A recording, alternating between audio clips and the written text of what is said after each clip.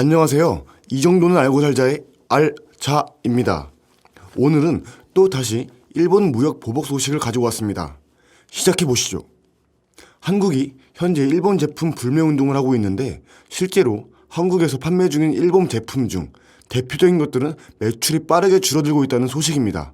그동안 일본 제품 불매 운동이 사실 처음은 아닌데 그 효과가 즉각적으로 나타난 것은 이례적이라고 볼 수 있을 것 같은데요.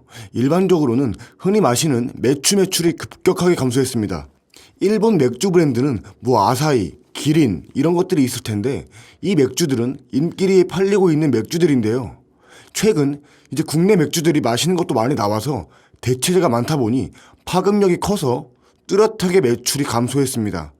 얼마나 줄어든 걸로 집계되어 있을까요?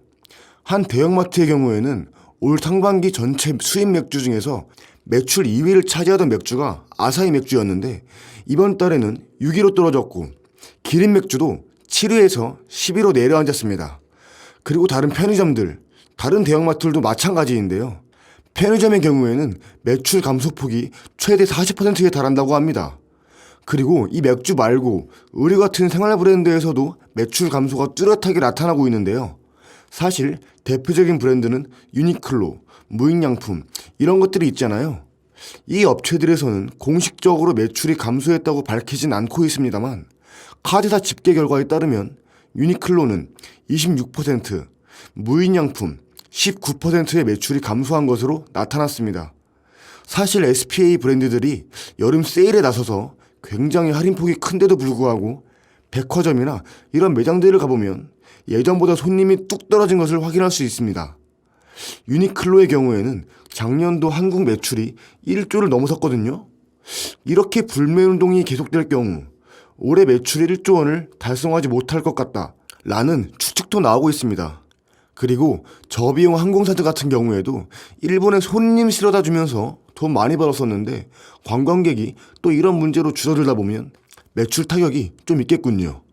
일반적으로 여행을 가장 많이 갈 시점인 7월 말 8월 초에 가깝기 때문에 많은 여행객들이 여행 가던 일본인데 현재는 일본 여행 안 가기 운동이 굉장히 확산되면서 여행객의 숫자가 급격하게 줄어들었습니다. 저비용 항공사들 같은 경우 일본 노선의 매출 비중이 20에서 30%를 차지하는데 타격이 클 것으로 예상됩니다. 일부 제품은 이게 일본 제품이냐 아니냐, 일본에서 기술을 도입한 것이냐 아니냐에 따라 좀 논란이 있고 그래서 이걸 빼고 넣고 하는 무슨 운동 본부가 있는 걸까요? 네, 맞습니다. 아시는 분들은 아실 텐데 노노재팬이라는 사이트입니다. 이 사이트의 경우에는 일본에서 나오는 제품이 어떤 것이고 이 대체재까지 알려주는 방식으로 이루어져 있습니다. 그런데 이제 출시되어 있는 제품들 중에서 이거는 로열티만 주고 이름만 빌려온 건데 하는 그런 것들도 있지 않겠습니까? 그런 제품들을 불매운동한다면 한국 소상인들만 피해를 보는 꼴이 되겠죠. 그래서 여기에 이름을 올렸다 내렸다 하는 일이 일어나기도 합니다.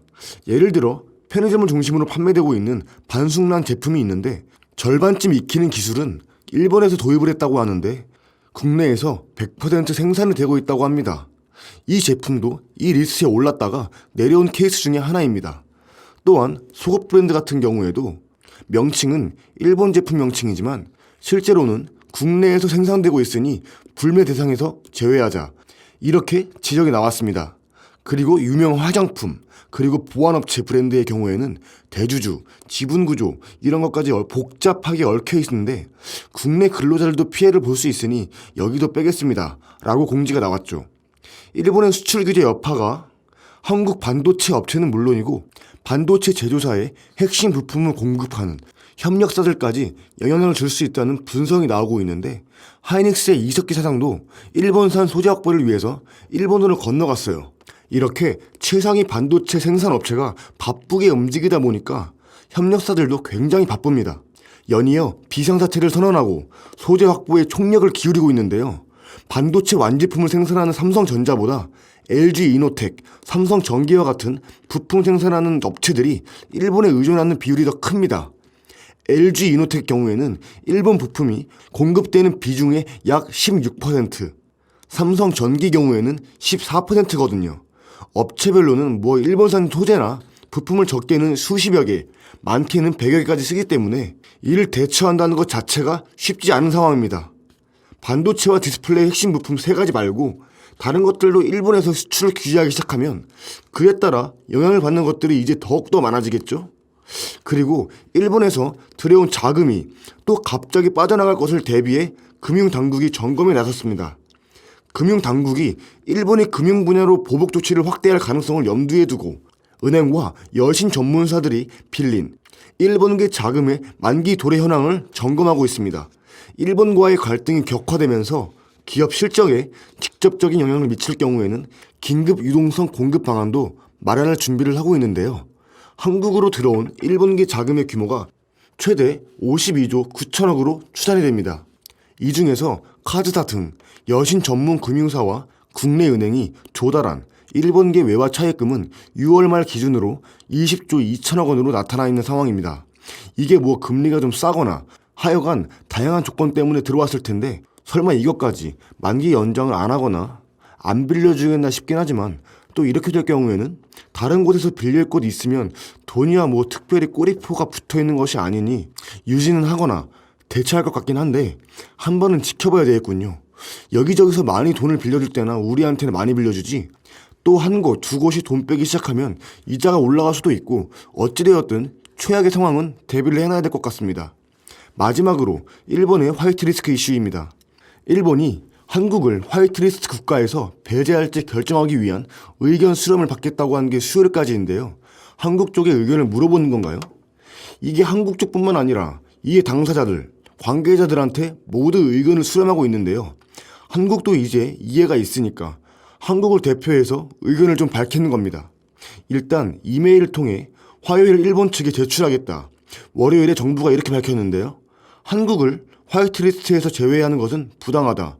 이러한 내용을 담고 있다고 합니다. 만약에 일본이 한국을 화이트리스트에서 제외할 경우에는 WTO에 공식 제소하겠다는 입장을 내부적으로 가지고 있고 시기와 내용은 내부적으로 조율 중입니다. 일본이 한국을 화이트리스트에서 제외하겠다는 이유로 공식적으로 말하고 있는 게 한국의 전략 물자 관리 시스템이 미흡하다. 한동안 양자 협의가 개최되지 않았다. 그래서 이제 신뢰가 부족해졌다. 이렇게 말하고 있는데요. 이 화이트리스트라고 하는 게 뭔가 중요한 수출품이라도 그냥 저 나라는 알아서 잘 관리하겠지. 적성 국가로 안 보내겠지. 그냥 믿고 보내는 그런 친한 나라들 리스트란 거죠. 그런 리스트에서 한국을 뺀다는 건 저 나라한테 수출하면 사실상 적성 국가로 이 수출품이 들어갈 수도 있어 라고 의심을 하겠다는 뜻이죠.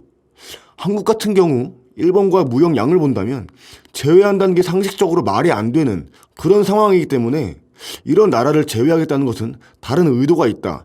이렇게 보는 겁니다. 이게 일본이 그대로 추진할 경우에는 우리는 WTO 제소하는 방안이 있다고 하는데 이게 시간도 많이 걸리고 또 절차도 복잡하고 해서 피해를 막기는 좀 어려운 절차다. 이러한 지적이 꽤 있습니다. 다만 이게 절차적으로 압박이 시작될 수 있고 당장 스위스 제네바에서 현지 시간으로 23일부터 WTO 일반 이사회에서 한국이 나가서 이 문제에 대한 문제 제기를 하는데요.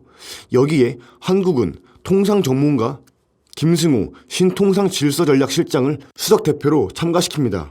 일본도 마찬가지로 외무성 경제국장을 보내는데 이유가 이제 국제무대, 특히 WTO라는 국제무대에서 양국의 의견을 전달하고 국제사회에 여론몰이를 하는 겁니다. WTO가 제소까지 가서 결정되는 경우도 있습니다만 패배가 확실하거나 국제 여론이 좋지 않은 경우에는 중도에 회비가 되는 경우도 있습니다. 최대 결정까지는 4년간 걸릴 수도 있습니다만 중간의 결정 과정 때문에 의미가 없다라고 보기도 어려울 것 같습니다. 월요일에 일본 당국은 일본에 나가 있는 한국 언론사 특파원들을 불러 이런저런 설명을 했던 모양인데 한국의 언론에다가 일본이 하고 싶은 얘기를 하겠다는 뜻이겠죠? 그 중에서 눈에 띄는 게 몇 가지 질문들을 우리나라 기자들이 던졌습니다.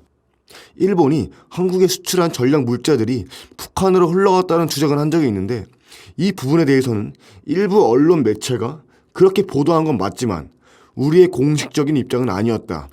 이렇게 한 발 좀 물러섰더군요. 이 간담회는 그리고 참 이상했습니다. 녹취도 못하게 했고 사진 촬영도 하지 못하게 했습니다. 이 당국자가 나와서 얘기를 하긴 하는데 일방적으로 일본 특유의 주장만 했다는데요. 그 주장이 아까 말씀드린 것처럼 한국이 전략물자 관리 체계가 충분히 갖춰지지 않아서 우리가 화이트 리스트에서 배제한다든가 여러 가지 수출 규제를 하고 있다, 이렇게 밝혔는데 뭐 징용 문제, 이런 중요한 원인이 된 문제는 전혀 꺼내지도 않았고요. 계속 전략물자 관리 체계 이 얘기만 했습니다. 아무래도 한국 대법원의 징용 판결 문제를 갖고 왔을 경우에는 WTO에 일본이 불리할 수 있다 보니까 공식적으로는 계속해서 전략 물자에 대한 규제를 한국이 못하고 있다, 한마디로 관리를 못하고 있다, 이 부분을 계속 지금 짚고 있고요. 그리고 일본 경제산업성이 주요 외신들한테 관련된 내용들을 담은 입장문을 배포했다고 합니다. 홍콩의 사우스 차이나 모닝포스트 같은 외신들한테 주로 배포하였는데, 이 자료를 보면 한국이 국제법 위반 상태이며 일본의 반복되는 요청에도 불구하고 외교적 협의가 열리고 있지 않고 있어서 신뢰관계가 심각히 손상된 부분이 있다, 이런 것도 남겼거든요. 일본 입장에서도 완벽하게 경제 문제인지 아니면 경제 문제를 제외한 외교 문제인지 입장 스탠스가 좀 꼬인 것 같습니다. 다른 문제 때문에 문제가 불거지고 명분은 경제 문제라고 하는 거겠죠. 두 가지 이유가 다 있는 것 같은데 둘 다 모두 풀어야지 문제가 풀릴 것 같습니다. 한국의 불매운동, 반도체 협력사까지 퍼지는 소재 리스크, 금융 분야, 화이트 리스크 등 최근 이슈를 다시 한번 정리해서 다뤄봤습니다. 참 이래저래 골치 아픈 무역 전쟁이네요. 대기업 사장님들도 직접 출국까지 하시고, 근데 그건 당연히 해야 되는 거겠죠? 아무튼 좋은 게 좋은 거라고 하던 대로 빨리 돌아갑시다. 이상 알자였습니다. 시청해주셔서 감사합니다.